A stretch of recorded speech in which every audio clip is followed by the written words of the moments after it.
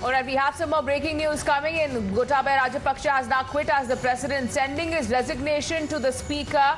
Remember, this is a Maldives journalist who has now confronted Gotabaya, who has dodged the bribe bouncer yet again, because this is some of the serious charges that the people of Sri Lanka, who have been protesting for days now, have been put on the president, as well as his subsidiaries as well. And even as President Gotabaya has submitted his resignation shortly after reaching Singapore yesterday, the parliamentary speaker's office were waiting for a confirmation and to check the legality of this particular email that he had sent out for his resignation. So we'll play out the visuals of the Maldives journalist confronting Gotabaya and also Gotabaya walking away as he refuses to answer as a journalist questions him about the bribery allegations that have been leveled against him. Remember, corruption is one of the biggest reasons why there is so much anger on the streets.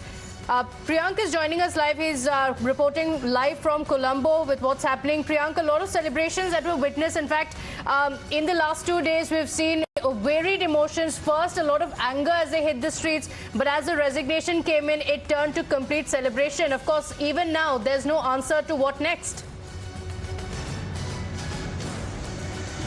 Mic audio खराब आ रहा है. Hello, audition.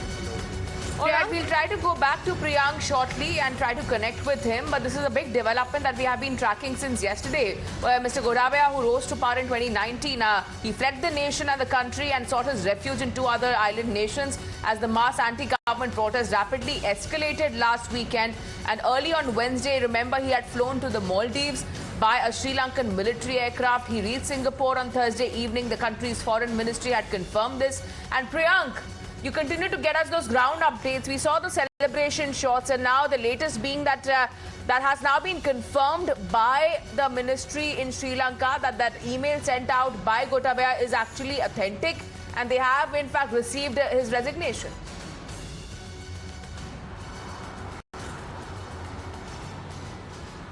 Yes, certainly till late evening this drama kept on happening, that whether Gotabaya will actually step down from his post or not. But later to that, around 8:30, the Speaker's office confirmed it to Times at Work that they are trying to verify that whether it was Gotabaya's signature or not.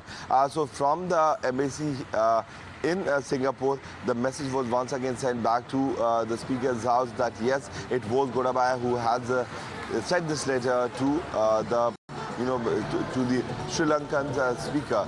Now, forward, the things are certainly very difficult for the country to go forward, because they have to decide that who is going to be the next president of Sri Lanka.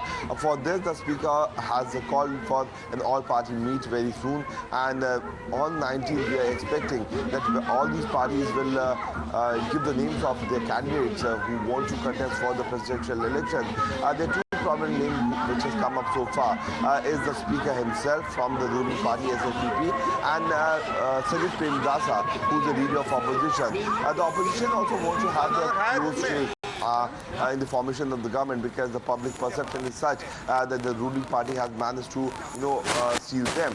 So what it appears that there is going to be a mutual deal in between the opposition and the ruling party. Priyank, requesting you to stay on with us. Let's play out that confrontation as Gotabaya was walking in and the Maldives journalist confronted him. Let's listen in.